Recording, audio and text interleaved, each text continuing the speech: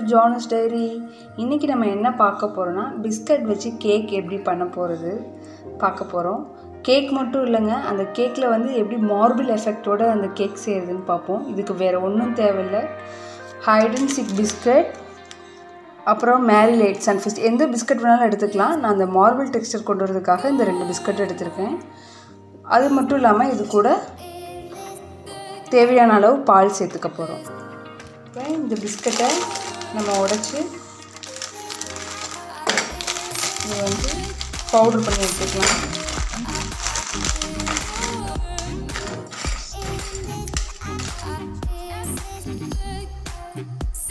இருங்க, இதை நான் பவுடர் பண்ணி எடுத்துக்கிறேன். பார்த்தீங்கன்னா இது பண்ணி எடுத்தாச்சு பவுடர் பண்ணி. இப்போ இது இன்னொரு பவுலில் சேஞ்ச் பண்ணிக்கலாம்.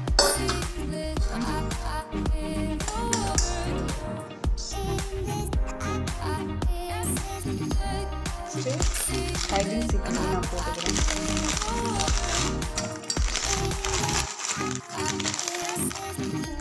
இதை நான் கிரைண்ட் பண்ணிட்டு கொண்டு வந்துடுறேன். இப்போ இதை இதில் மிக்ஸ் பண்ணிக்கலாம்.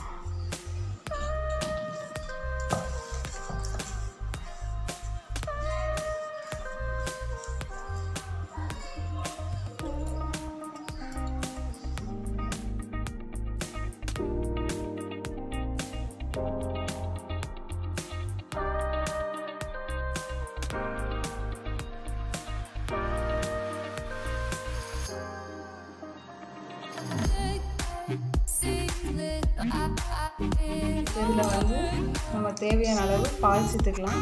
இதில் வந்து சுகர் சேர்க்கணும்னா சேர்த்துக்கலாம். பட் ஆனால் எனக்கு சுகர் தேவையில்லை, இந்த ஸ்வீட்டே போதும். ஸோ அதனால் நான் அதில் வந்து சுகர் எதுவும் சேர்க்கல. ஸோ இப்போ வந்து இதில் வந்து நான் வந்து பால் சேர்க்க போகிறேன். தேவையான அளவு சேர்த்துக்கோங்க.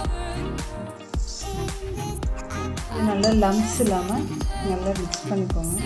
மிக்ஸ் பண்ணிக்கோங்க.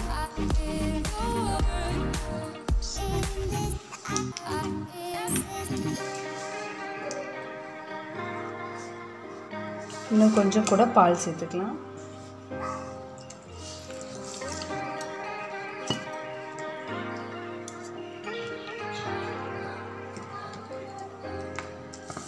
இந்த மாதிரி கன்சிஸ்டன்சியில் இருந்தால் போதும். இதில் வேணும்னா நம்ம முந்திரி பாதாம் எதாக இருந்தாலும் மிக்ஸ் பண்ணிக்கலாம். நான் இப்போ இதில் வந்து எதுவும் ஆட் பண்ணல. இது ஒரு சைடில் நான் எடுத்து வச்சிட போகிறேன். இப்போ நெக்ஸ்ட்டு இந்த பிஸ்கட்டுக்கு உண்டானது நம்ம மிக்ஸ் பண்ணுவோம். பால் ஊற்றி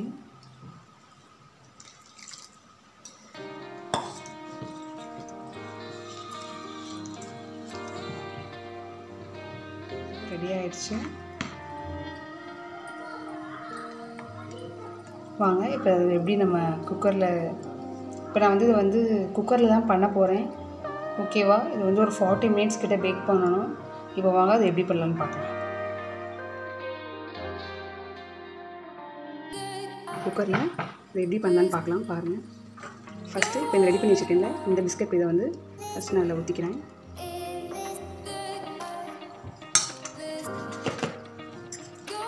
நெக்ஸ்ட்டு வந்து இது மேலேயே இந்த பேட்டர் ஊற்றிக்கிட்டேன். நெக்ஸ்ட்டு இதை ஊற்றுறேன். நெக்ஸ்ட் இப்படியே ஸ்டெப் பை ஸ்டெப்பாக மாற்றி மாற்றி ஒன்று மேலே ஒன்றா இருக்கணும். இதில் வந்து இதில் ஆயில் எதுவுமே அப்ளை பண்ண தேவையில்லை.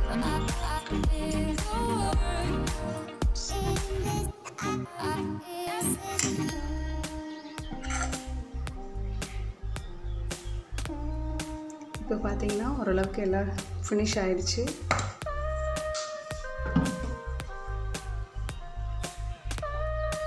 ஷார்ப்பான ஆப்ஜெக்ட் எடுத்துக்கிங்க. பார்பிக்யூ ஸ்டிக் இருந்தால் கூட ஓகே, பட் என்கிட்ட அது இல்லை. ஸோ அதனால் நான் அதை எடுத்திருக்கேன். இப்போ பார்த்தீங்கன்னா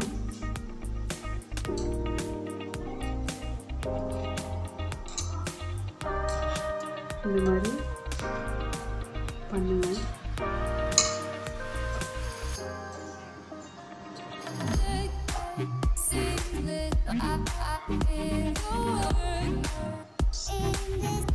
இப்போ பார்த்தீங்கன்னா அழகாக நல்ல ஃப்ளவர் மாதிரி வந்திருக்கா. ஸோ அவ்வளோதான். இப்போ நம்ம என்ன பண்ண போகிறோன்னா இதை வந்து அடுப்பில் வைக்கப்போம். தோசைக்கல் வச்சுருக்கேன். ஸோ இப்போ வந்துட்டு குக்கரை மூடிக்கலாம். விசில் தேவை கிடையாது இருக்குது. அடுப்பில் சிம்மில் வச்சுக்கலாம். இது வந்து ஒரு 40 மினிட்ஸ் பக்கம் பேக் பண்ணணும். 40 மினிட்ஸ் ஆயிடுச்சு. கேக் எப்படி பேக் ஆகிருக்குன்னு பார்ப்போம் வாங்க.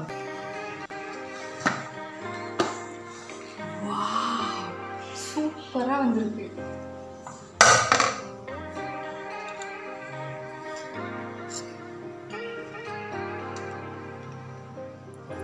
பாருங்கள் கேக் எப்படி பேக் ஆகிருக்குன்னு ஒட்டில் இதில். ஸோ கேக் சூப்பராக வந்துருக்கு.